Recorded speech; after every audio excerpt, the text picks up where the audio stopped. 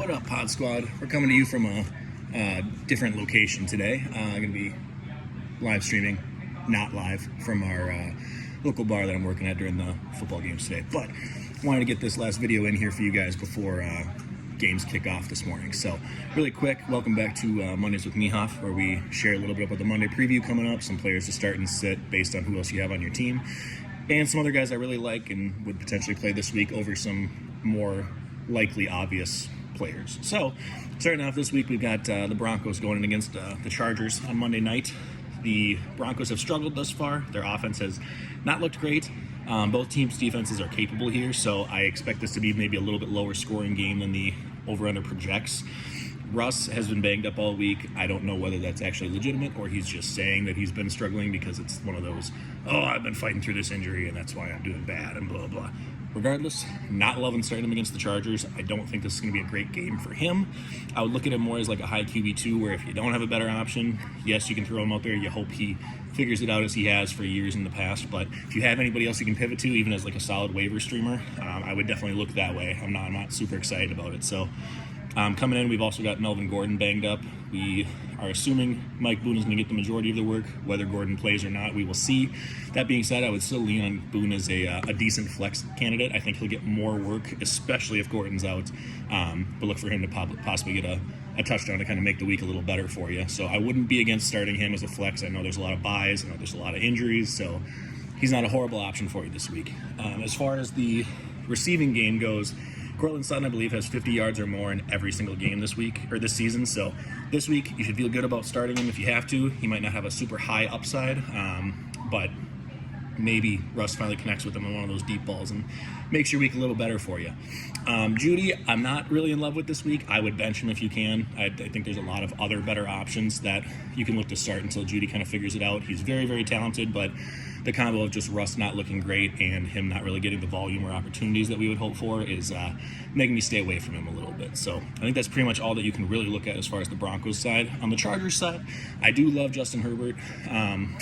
Not a great matchup because the Broncos defense has really kept them in all season, so pretty tough for him this week, but I think you still start him as a mid to low QB1. Probably not going to have a better option on most teams than him, so just temper your expectations a little bit of what you can expect for him to do. Eckler, I think, is a solid RB1. He's finally starting to get more of that workload. He's getting going. I don't expect him to have a great ground game. I wouldn't be surprised if the Broncos hold him to under 60 yards, let's say, but I think the receiving game is where he can make his damage happen. The Broncos linebackers are not great covering on like the dump-offs in the running back game, so I think getting him involved there with some screens, some swing passes, stuff like that, I think I wouldn't be surprised to see him get more receiving than he does rushing yards this game. So solid running back one, fire him up. Mike Williams, I'm not in love with, but he does seem to do great on the road. I think he has 100-plus yards in every road game this season. I think Surtain and the Broncos secondary is solid to stop him, but he wins every contested catch. So, I mean, a wide receiver two, I'd feel okay about, but he's a guy that can kind of make or break your week. So a little nervous there. I do think Gerald Everett's a really solid tight end one. I would say he's like at least a mid-tier. He's been looking great, and especially with Keenan Allen out, I think he continues to get the volume. So look for that one. And again, pretty much all you can look at on the Chargers side. I think a lot of decisions this week are pretty cut and dry either way of who you're going to likely start or not start, assuming you have options. Beyond that, we did make it back into the win column on Monday nights again this past week, so I'm back to 5-1 after that little slip up a couple weeks ago. So trying to keep it strong here. Thank God the Chiefs hung on. I didn't think it would be as close of a game as it was, but they pulled it out, so that's all that matters. For this game, I am going to be going with the Chargers. I think just the fact that Russ is banged up on top of missing Javonte and possibly Melvin Gordon, I just don't love that. I think the Chargers at home have a good enough defense to keep them in the game, and I think if anybody can move the ball against the Broncos defense, I think it'll be Justin Herbert. So Chargers are favored by 4.5.